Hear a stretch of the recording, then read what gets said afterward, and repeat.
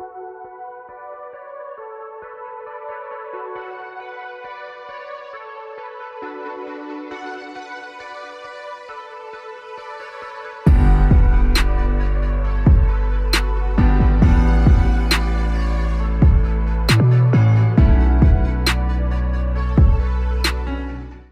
everyone, my name is Ife and welcome to my YouTube channel, Recovering Your Health with Nutrition.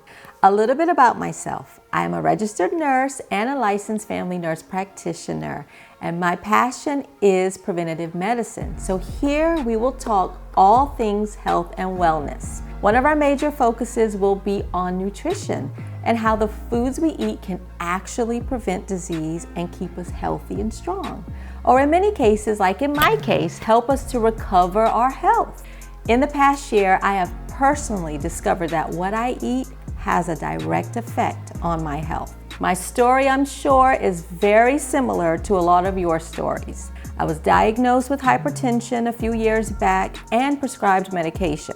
So I said to myself, okay, I'm gonna lose weight, I'm gonna get off this med. And my doctor went through the whole spiel about the importance of incorporating a healthy lifestyle, which would include eating healthy foods, reducing intake of sugary, processed, and fatty foods, minimizing sodium, and exercising at least 30 minutes a day, 5 days out of the week. Now, this is all good information. It's excellent information. It's evidence-based, in fact. And I tell my patients the same thing. But what I discovered as a patient myself is that it's easier said than done. How do we as patients apply this knowledge in real life? Many of my patients would return feeling somewhat defeated. If they did not verbalize it, I could see it in their expressions and their body language. They would dread getting on the scale. The pounds would be up, lab values unchanged or elevated, and in some cases, blood pressure is still elevated as well. Some would not even return for follow-up. They would enter into what I call the rescheduling maze. Now, come on, have you ever rescheduled a doctor's appointment because you know you weren't living right?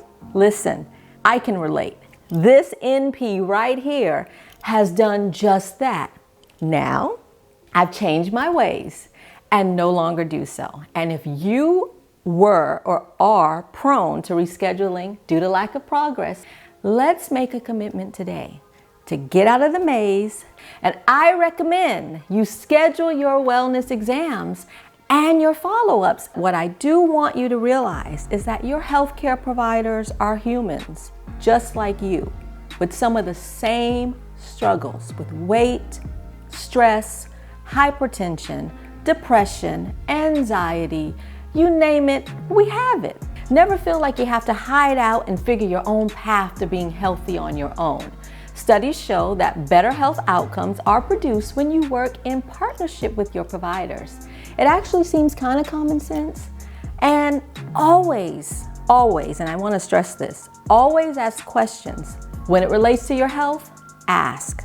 If you start a new medication and your body's not feeling right, don't ignore your body's signals and just stick it out. Nor do I want you to decide on your own which meds to discontinue.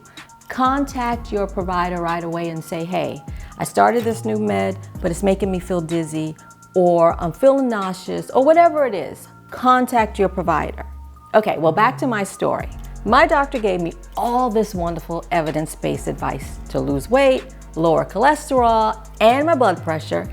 And of course, I agreed, and I said I was going to do everything she said to do. Well, I did the opposite. I really thought I was going to do it. You know, I tried this diet, that diet. Low carb dieting was really my go-to when I wanted to lose weight quick, fast, and in a hurry. I did have some small victories, but nothing sustainable because life always happens.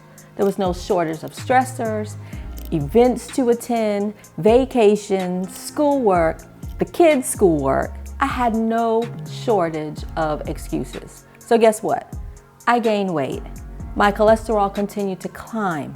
I stayed on my blood pressure medication, and even at one point, a second med was added. Thank goodness I'm back down to one. I had my physical in December of 2020, and it was more of the same. So I declared after that appointment that now would be the time I made changes. I was heading into a new year, 2021, and I'm sure we all could not wait for 2021. If I could make it through 2020, I said to myself, I can do this. So I was ready to go. However, the valid excuses found me. At the beginning of the year, we were in the midst of a COVID surge, and my unit at the hospital converted to a COVID unit. In addition, at my home health job, we had a COVID outbreak. Yes, I do have a lot of gigs: inpatient, outpatient, home health, RN, FNP, and now your health and wellness guide. But anyways, back to the excuses. It was crazy. I was not thinking about what I ate. I barely had time to think at all. So I kept, my excuses coming in, piling up, and so did my pounds. But one thing I noticed throughout the years of yo-yo dieting and excuses, my blood pressure and my cholesterol did not care about my excuses. Actually, the way this thing seems to work is very similar to mathematics. 1 + 1 always equals 2, no matter how you look at it. My cholesterol and blood pressure responded to what I put in my mouth. Simple as that. Despite my feelings or excuses, if I ate foods high in cholesterol, guess what? My body responded, and it showed in my labs. So it was not until around April that I started thinking about my elevated numbers again. Of course, my follow-up appointment was approaching in June, and I had to have some sign of positive change at my visit. As always, the first go-to thought was a low-carb diet or starvation method. I had about 5 weeks to make this happen. The thought of doing low carb and counting calories, it made me want to quit before I even got started. I attempted, but after a few days in, I was done. All the limitations. I love carbs.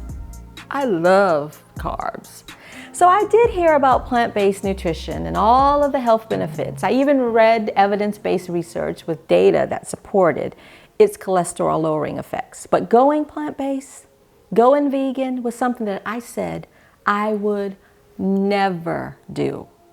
I would support you all day long if that was your decision. But as for me in my house, we were eating meat and dairy.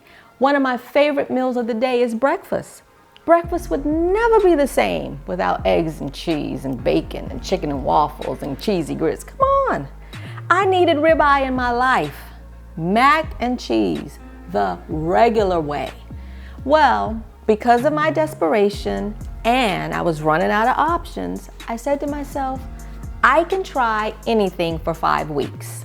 It won't be forever.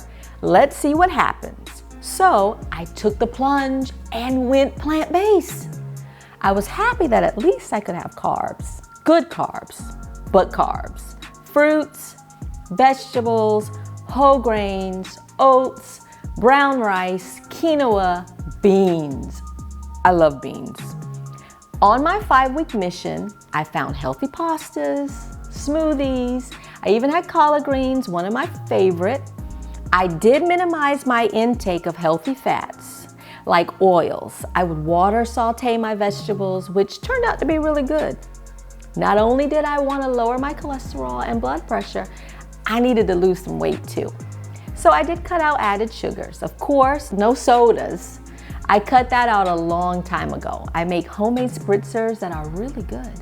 If you like that fizzy taste from soda, you will love my spritzer recipes. It's low carb, low sugar, and tastes great. So I'm gonna post some videos showing you how I make them as well.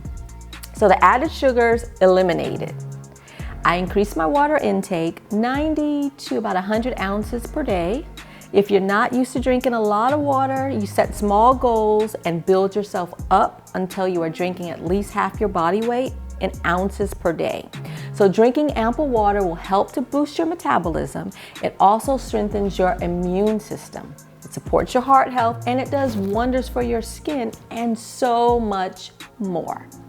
If you do have health conditions that require you to limit your water intake, then stick to the plan that you and your health provider discussed in terms of fluid intake. Also, I do want to add this: when you try a new supplement or herbal medication to your diet, at your next visit, discuss that with your doctor as well, because some herbal remedies will interact with certain prescription medications. I also would advise you to add one new supplement at a time. This way you will have an easier time identifying which one, if any, does not agree with your body. Okay, so the big question that is on everyone's mind: coffee. What did I do for coffee, right? With coffee, I did drink black a few times, but it was manageable, especially when the sugar got out of my system. I was able to drink it without any issue. I started drinking lattes made with oat milk, no added sweetener, and they are wonderful. So to my surprise, I started noticing the health benefits of going plant-based probably only after being, about 3 days in. I checked my blood pressure often, and I was seeing numbers that I have not seen in years. I even bought a second cuff. Maybe something was wrong with the cuff that I had, but both cuffs were showing great reads. Talk about motivation. The first 3 days of any diet is rough. So once you make it to day 4 and 5, you get a little natural motivation. So I kept going. I also noticed that weight was coming off. Now, not at a low carb rate, but I was shrinking and my bowels were working. Let me give you a heads up: when you go plant-based, you will use the bathroom more, but in a healthy way. So this was more motivation. Now fast forward to my appointment. I went in and had my doctor check my blood. I waited a day or so for the results, and to my surprise, let me tell you, in December, my LDL, or what we call bad cholesterol, was 151. But my results in June, just after 5 weeks of changing my eating, my LDL went down to 102. I was hooked. Not only that, from May until mid-August, I almost lost 20 pounds. And I did this without feeling deprived. I had rice, healthier rice. I had beans, I had vegetables, and I traveled and tried plant-based foods that I thought I would never eat. And I feel satisfied and I feel so much better. So I've been on a search to discover how plant-based nutrition promotes health and wellness. Everything I learned, I will share with you. I spend countless hours reading through scientific evidence-based research studies, and what I find, I will present to you in a simplified manner. I plan to attend a conference this month for healthcare providers that discuss the latest plant-based diet research and how plants benefit our health. And after the conference, I will post a video with the major key takeaways, so stay tuned. Now, if you're like me, you don't mind tasting plant-based foods or even vegan foods, but you don't want your food tasting weird, okay? I had a problem with folks saying, Ife, try this tofu, it tastes just like chicken. Or try this tofu, it tastes like shrimp. That sounded weird to me. If I wanted chicken, I wanted to go eat chicken. Anyways, I'm big on my food tasting regular. Yes, I'm open to trying plant-based foods, but taste and texture is very important to me. So if it's vegan mac and cheese, it has to taste very similar to the good old-fashioned mac and cheese that I'm used to. If it's a plant-based burger, it has to taste regular. Well, to my surprise, I have tasted wonderful plant-based foods, and I'm not making this up. Just try to convince you to do plant-based. As I discover yummy tasting plant-based foods, I will share it with you. I will even share some of my recipes with you as well. I'm also learning how to eat plant-based on the go. Sometimes I get really busy, and if not properly prepared, that's when we all mess up and find ourselves eating more junk and fast foods. And I will share with you all that I learned. Hippocrates, the father of modern medicine, once said, before you heal someone, ask if he's willing to give up the things that make him sick. I want you to think about that. And I want you to ask yourself that question. So if you found any value in my video today, please like and subscribe. And don't forget to hit the notification bell. Until next time, stay well.